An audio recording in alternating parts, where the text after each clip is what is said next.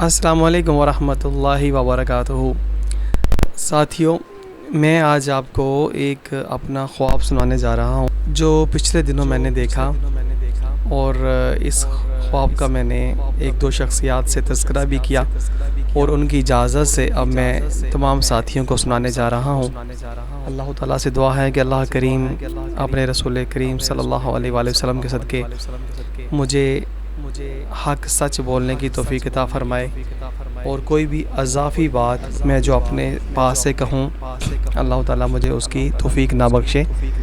تو ساتھی، خواب کچھ اس طرح سے ہے کہ میں اور میرا ایک بہت ہی پیارا دوست عاشر اور ان کے والد محترم جو کہ سابقہ واسا کے ڈپٹی ڈائریکٹر بھی رہے سعید احمد خان صاحب، ہم تینوں اور ایک ساتھی اور تھے، ان کا مجھے نہیں معلوم وہ کون تھے، تو ہم تقریباً تینوں جو ہیں وہ علامہ اقبال رحمۃ اللہ تعالیٰ علیہ کے مزار اقدس میں حاضر ہیں، اور وہاں پر ہم بیٹھے ہوئے ہیں۔ تھوڑی دیر کے بعد قبر کے اندر سے علامہ اقبال صاحب اٹھتے ہیں اور پاس ہمارے بیٹھ جاتے ہیں، اور وہ اٹھتے ہی پانی طلب کرتے ہیں کہ مجھے پیاس لگ رہی ہے، پانی دیں۔ تو جو میرا دوست ہے عاشر، وہ پاس رکھے ہوئے پانی کو فوراً پیش کرتا ہے، اور آپ جلدی سے پانی پیتے ہیں اور پانی پی کے بیٹھتے ہیں۔ تو میں ان سے عرض کرتا ہوں کہ علامہ صاحب ایک چھوٹی سی بات آپ سے پوچھنی ہے، تو جو آپ عنایت فرمائیے گا۔ تو آپ فرمانے لگے جی جی بیٹا پوچھو، کیا پوچھنا ہے؟ تو میں نے ان سے عرض کی، میں نے کہا حضور آپ سے یہ پوچھنا ہے کہ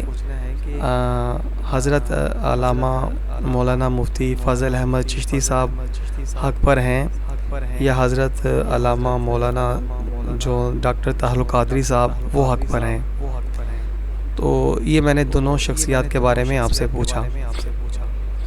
تو آپ نے جواب میں فرمایا کہ جو حضرت علامہ مولانا مفتی فضل احمد چشتی صاحب ہیں یہ حق پر ہیں، اور ڈاکٹر طاہر القادری صاحب جو ہیں میں ان کے بارے میں نہیں جانتا، یعنی مجھے ان کے بارے میں نہیں پتا۔ تو اس کے بعد پھر وہ قبر میں واپس چلے جاتے ہیں، اور ہم لوگ واپس آ جاتے ہیں وہاں سے، ان کے مزار اقدس سے باہر نکل آتے ہیں۔ تو یہ مجھے خواب آئی۔ اچھا، اس میں ایک میں چھوٹی سی بات تمام ساتھیوں کو اور بتاتا جاؤں کہ ناچیز نے بغور اس چیز کا مشاہدہ بھی کیا کہ مجھے یاد بھی ہے، اس لیے میں آپ ساتھیوں کو بتا رہا ہوں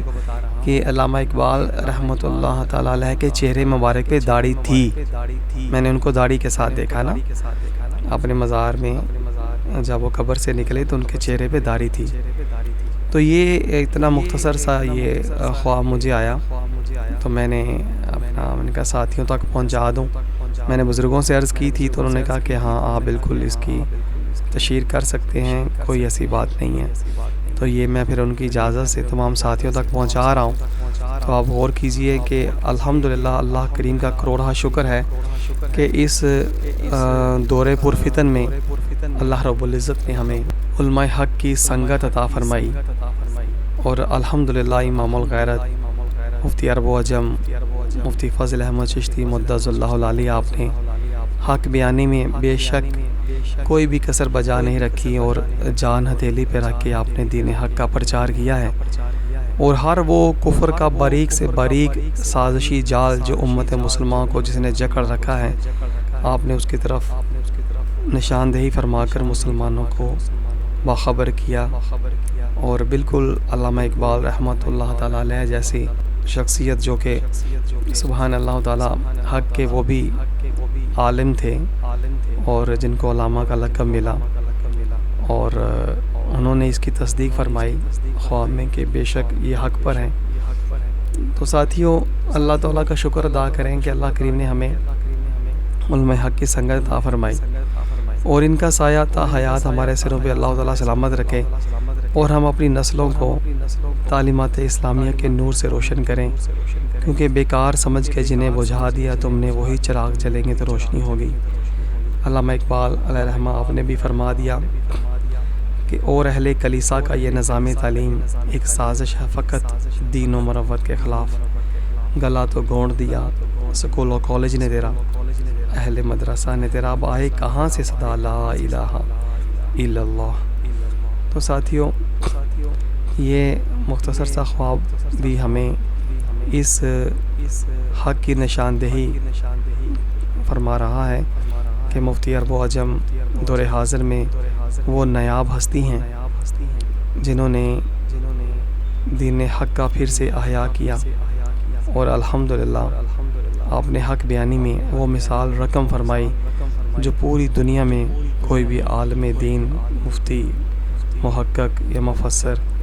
ہمیں ایسا دکھائی نہیں دیتا جو حق بیانی میں اور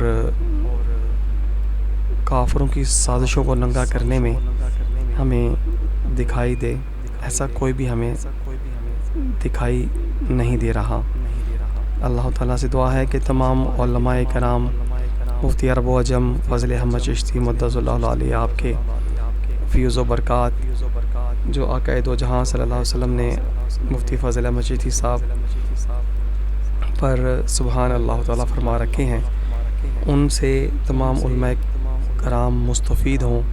اور پرچم اسلام کو پھر سے پوری دنیا میں سربلند کرنے کے لیے یکجا ہو جائیں، ایک ہو مسلم حرم کی پاسبانی کے لیے، نیل کے ساحل سے لے کے تا بہا کے کاشغر۔ اجازت دیجیے،